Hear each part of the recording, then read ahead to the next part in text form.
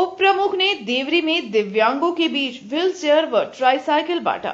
देवरी प्रतिनिधि देवरी स्थित बाल विकास परियोजना कार्यालय के समक्ष उप प्रमुख वीना कुमारी की अगुवाई में शुक्रवार को एक कार्यक्रम आयोजन कर दिव्यांगों को व्हील चेयर व ट्राईसाइकिल उपलब्ध करवाया गया। कार्यक्रम में उपस्थित उप प्रमुख वीना कुमारी ने कहा कि दिव्यांगों को व्हील चेयर व ट्राईसाइकिल मिलने से उन्हें काफी सहूलियत होगी। बताया कि प्रखंड क्षेत्र के गांवों में बचे हुए अन्य दिव्यांगों को भी जरूरत के अनुरूप सामग्री मुहैया करवाने की मांग विभागीय अधिकारियों से किया जाएगा।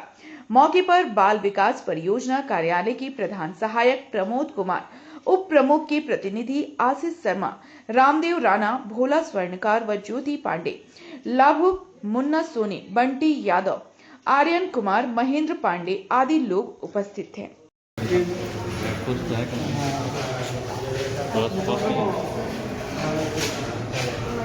बढ़िया